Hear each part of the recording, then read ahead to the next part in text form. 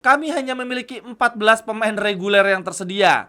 Bahkan Arnautovic dan Di Marco yang ada di bangku cadangan tidak siap bermain. Di Marco dan Arnautovic mengalami sedikit kelelahan setelah laga lawan Udinese. Anjir, main cuma sekali langsung kelelahan teman-teman.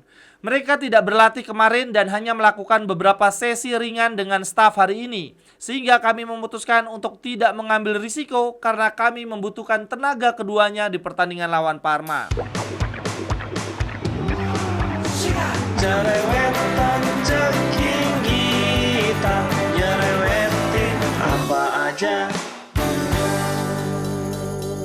Teman-teman yang sedang kalian saksikan saat ini adalah Cerewetin Inter. Apa kabar teman-teman semua? Semoga dalam keadaan sehat. Seperti biasanya, gua akan bacain data fakta menarik dari pertandingan yang baru saja berlangsung dan juga statement-statement dari sesi konferensi pers. Dalam hal ini berarti dari pertandingan semifinal Coppa Italia leg pertama Derby della Madonnina yang berakhir imbang 1-1. Dan juga selain itu teman-teman, di Cerewetin Inter hari ini gua akan mengundi pemenang tebak skor Indonesia melawan Bahrain dan juga Napoli versus Milan. Kedua tebak skor ini disponsori salah seorang kawan kita, Interisti dari Surabaya. Terima kasih banyak. Oke, langsung saja kita mulai data fakta menarik yang pertama. Dengan gol ke gawang Milan tendangan jarak jauh, ini membuat Hakan Calhanoglu menjadi pemain Inter yang paling banyak mencetak gol dari luar kotak penalti selama 2 musim terakhir. Sebelumnya teman-teman, rekor ini dipegang bersama-sama Hakan Calhanoglu dan Lautaro Martinez. Keduanya sama-sama mencetak 4 gol dari jarak jauh. Nah, dengan tambahan gol ke gawang Milan, sekarang Hakan Calhanoglu dengan total 5 gol. Di bawahnya ada Lautaro, kemudian di urutan ketiga ada Di Marco. Lalu kemudian data fakta menarik yang kedua adalah dari kartu kuning yang didapatkan Acerbi. Itu Acerbi dapat kartu kuning padahal tidak sedang bermain. Dia lagi pemanasan di pinggir lapangan, lalu ikut-ikutan berantem ya, ikut-ikutan provokasi adu mulut dengan Alex Jimenez pemain Milan. Dan akhirnya wasit memberikan kartu kuning ke Acerbi. Nah uniknya, biasanya Inzaghi akan menarik keluar pemain yang mendapatkan kartu kuning. Tetapi ada perlakuan spesial untuk wonderkid kita yang berusia 120 tahun ya. Dia kena kartu kuning tapi justru dimasukkan ke lapangan untuk menggantikan Steven De Vrij. Nah fakta menarik lainnya dari kartu kuning Acerbi adalah dia tidak kena kartu kuning selama 20 pertandingan terakhir. Luar biasa juga ya Acerbi. Perasaan dia mainnya sangat fisikal, sangat benturan fisik, tapi ternyata bersih banget dari kartu kuning. Nah baru di pertandingan ke-21 lah Acerbi kena kartu kuning. Dan itu pun kartu kuningnya bukan ketika dia sedang bermain. Lalu kemudian lanjut data fakta menarik berikutnya lagi dari Barella teman-teman. Yang di pertandingan derby kemarin dia tidak bermain di posisi terbaiknya ya. Dia kemarin bermain sebagai gelandang kiri ya di posisinya Mkhitaryan. Karena di posisi naturalnya dia ada Fratesi di sana. Nah menurut gua Barella kemarin karena tidak bermain di posisi terbaiknya sehingga impact dia untuk permainan juga tidak terlalu besar, tidak sebesar biasanya. Akan tetapi Barella tetaplah Barella. Walaupun penampilannya tidak sebaik biasanya,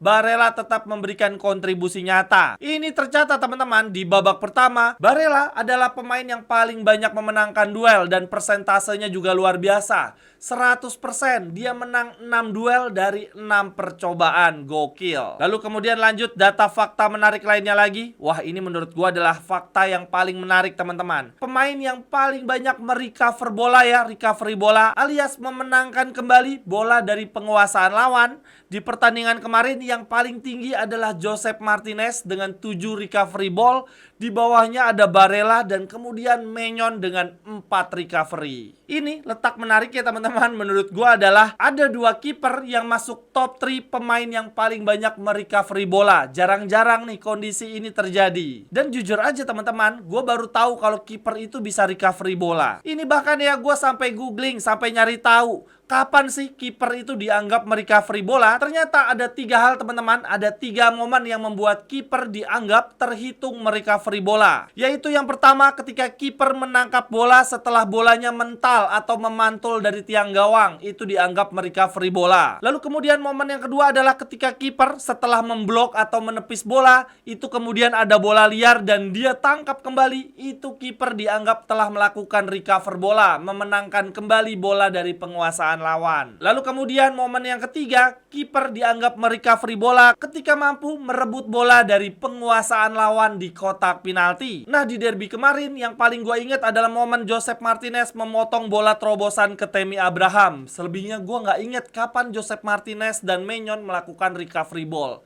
Teman-teman ada yang ingat atau enggak? Kemudian lanjut, data fakta menarik lainnya lagi dari expected goal teman-teman. Milan secara statistik cuma mendapatkan peluang gol 0,86 teman-teman, tidak mencapai 1 gol. Sedangkan Inter 1,55. Ini sangat menggambarkan jalannya pertandingan ya, bahwa Inter memang menciptakan lebih banyak peluang. Tetapi sayangnya Inter yang mendapatkan peluang 1,55 ya, 1,5 gol, yang mana seharusnya bisalah menjadi 2 gol tetapi cuma mampu menyerangkan 1 gol. Sedangkan Milan lebih efektif. Peluang mereka tidak mencapai 1 gol tapi mampu terkonversi menjadi gol dari Tammy Abraham. Lalu kemudian lanjut, data fakta menarik lainnya lagi. Di derby kemarin, di bangku penonton ada 2 sosok penting. Yang pertama adalah Bennacia, mantan bek Roma dan Juventus yang sekarang menjadi sporting director dari Marseille ya teman-teman. Konon katanya dia datang ke San Siro untuk proses negosiasi wingback kanan Marseille yang bernama Henrique yang diminati oleh Inter. Lalu kemudian sosok penting yang kedua yang hadir di San Siro ada Kompania, pelatih Bayern Munchen, tim yang akan kita hadapi di pertengahan pekan depan perempat final Liga Champions. Bagi teman-teman yang ingin mengajak kerjasama bisnis atau membeli jersey serta merchandise lainnya, silakan hubungi nomor gua yang ada di kolom deskripsi.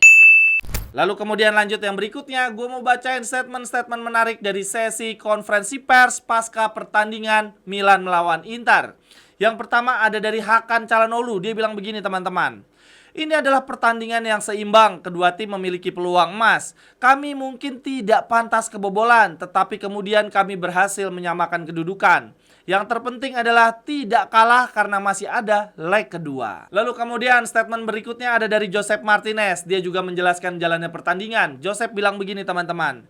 Kami benar-benar ingin mencapai final. Bukan hanya saya tetapi seluruh tim. Tetapi fokus kami ke depan yang pertama adalah menghadapi Parma dan partai-partai lainnya. Baru kemudian kita akan fokus ke leg kedua. Lalu kemudian yang berikutnya ada dari Jan Bisek teman-teman. Dia bilang begini.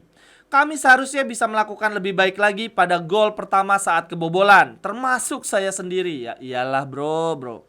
Tetapi kami memainkan pertandingan yang hebat. Selalu ada hal yang bisa diperbaiki. Kami akan siap untuk leg kedua. Lalu kemudian jurnalisnya bertanya ke Jan Bisek, kenapa Inter selalu kesulitan menghadapi Milan di musim ini? Jan Bisek bilang begini teman-teman. Ya karena mereka adalah tim yang bagus dengan pemain-pemain yang kuat. Kami tahu bahwa tidak akan pernah mudah menghadapi Milan.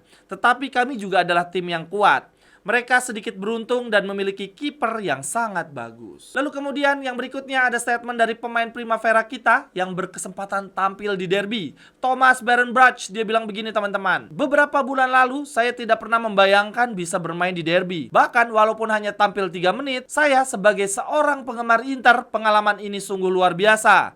Apalagi bisa bermain di San Siro, itu lebih luar biasa lagi. Lalu Berenbrouch melanjutkan, dia bilang begini.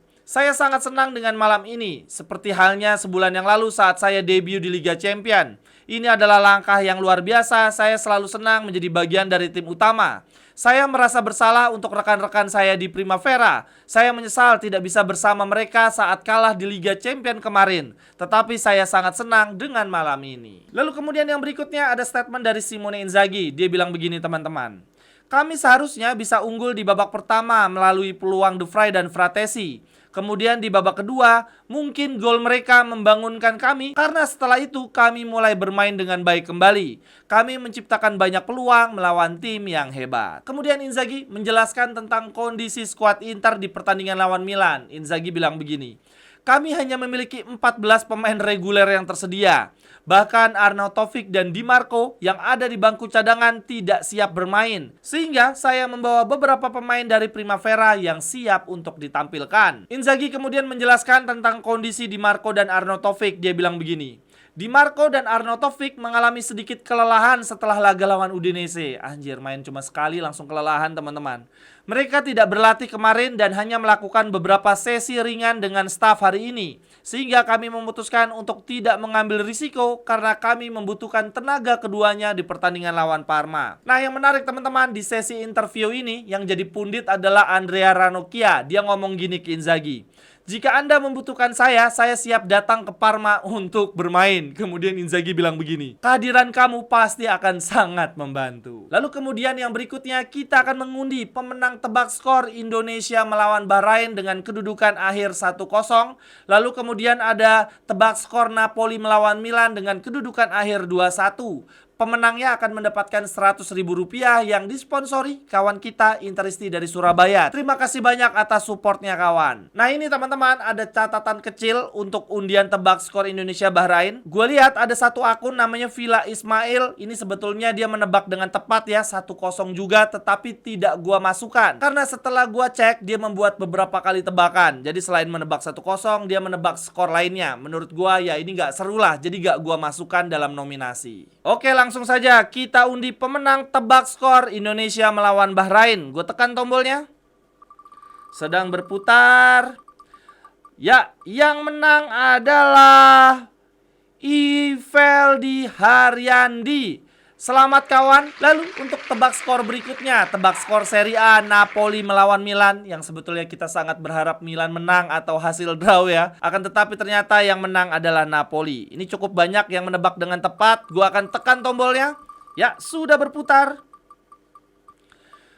Pemenangnya adalah Valfami 21. Ya, selamat kawan sudah memenangkan tebak skor ini. Silahkan langsung menghubungi gua ya sesegera mungkin untuk gua transfer hadiahnya. Sekian dulu untuk Cerewetin Inter hari ini teman-teman. Terima kasih untuk yang sudah menyaksikan. Kritik, saran, dan kerjasama bisnis silahkan hubungi gua melalui link yang ada di kolom deskripsi. Sampai ketemu di cerewetan-cerewetan berikutnya. Bye-bye, thank you. Cerewetan ceking kita, nyerewetin apa aja.